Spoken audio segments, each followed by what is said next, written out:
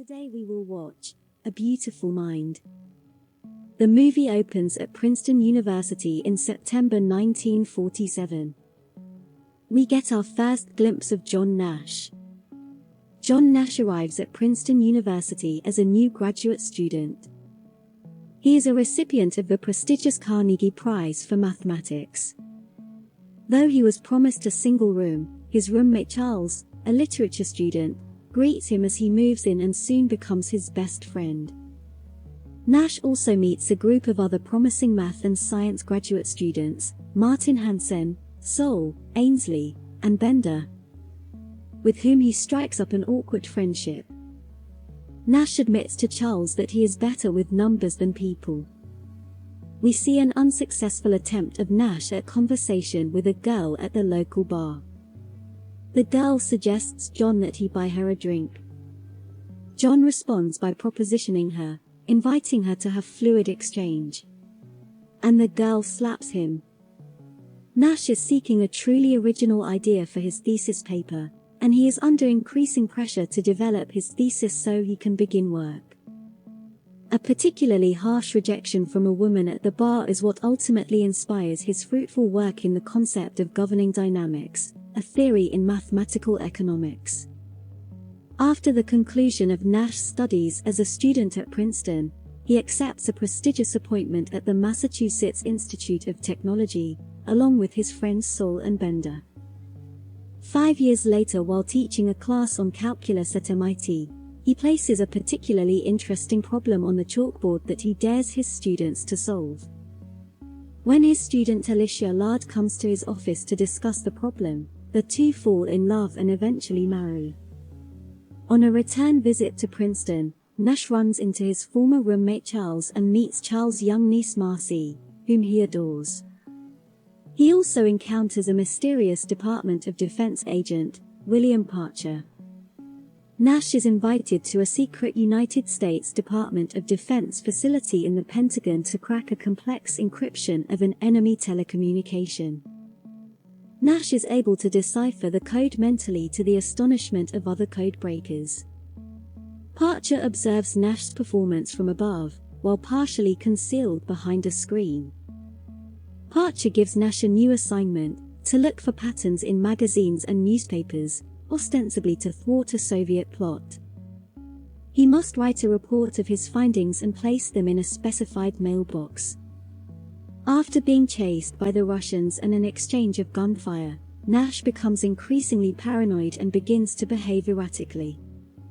After observing this erratic behavior, Alicia informs a psychiatric hospital. Later, while delivering a guest lecture at Harvard University, Nash realizes that he is being watched by a hostile group of people. Although he attempts to flee, he is forcibly sedated and sent to a psychiatric facility. Nash's internment seemingly confirms his belief that the Soviets were trying to extract information from him. He views the officials of the psychiatric facility as Soviet kidnappers. Alicia, desperate to help her husband, visits the mailbox and retrieves all of the never-opened, top-secret documents that Nash had delivered there. When confronted with this evidence, Nash is finally convinced that he has been hallucinating. The Department of Defense agent William Parcher and Nash's secret assignment to decode Soviet messages was in fact all a delusion. Even more surprisingly, Nash's friend Charles and his niece Marcy are also only products of Nash's mind. After a painful series of insulin shock therapy sessions, Nash is released on the condition that he agrees to take antipsychotic medication. However, the drugs create negative side effects that affect his relationship with his wife and, most dramatically, his intellectual capacity. Frustrated, Nash secretly stops taking his medication and hoards his pills, triggering a relapse of his psychosis. While bathing his infant son, Nash becomes distracted and wanders off. Alicia is hanging laundry in the backyard and observes that the back gate is open. She discovers that Nash has turned an abandoned shed in a nearby grove of trees into an office for his work for Parcher. Upon realizing what has happened, Alicia runs into the house to confront Nash and barely saves their child from drowning in the bathtub. When she confronts him, Nash claims that his friend Charles was watching their son.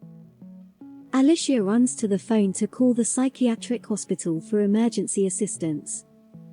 Parcher urges Nash to kill his wife, but Nash angrily refuses to do such a thing. After arguing with Parcher, Nash accidentally knocks Alicia to the ground. Afterwards, Alicia flees the house in fear with their child, but Nash steps in front of her car to prevent her from leaving. After a moment, Nash realizes that Marcy is a figment of his hallucinations because she has remained the same age since the day he met her. He tells Alicia, she never gets old. Only then does he accept that all three people are, in fact, part of his hallucinations. Caught between the intellectual paralysis of the antipsychotic drugs and his delusions, Nash and Alicia decide to try to live with his abnormal condition. Nash consciously says goodbye to the three of them forever in his attempts to ignore his hallucinations and not feed his demons. However, he thanks Charles for being his best friend over the years, and says a tearful goodbye to Marcy, stroking her hair and calling her baby girl, telling them both he wouldn't speak to them anymore. Nash grows older and approaches his old friend and intellectual rival Martin Hansen, now head of the Princeton mathematics department, who grants him permission to work out of the library and audit classes, though the university will not provide him with his own office. Nash still suffers from hallucinations and mentions taking newer medications. He is ultimately able to live with and largely ignore his psychotic episodes. He takes his situation in stride and humorously checks to ensure that any new acquaintances are in fact real people, not hallucinations. Nash eventually earns the privilege of teaching again.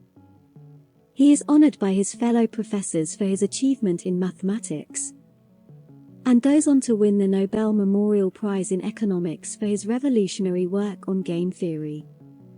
Nash and Alicia are about to leave the auditorium in Stockholm, when John sees Charles, Marcy, and Parcher standing and smiling. Alicia asks John, "What's wrong?" John replies, "Nothing." With that, they both leave the auditorium. And the movie ends here.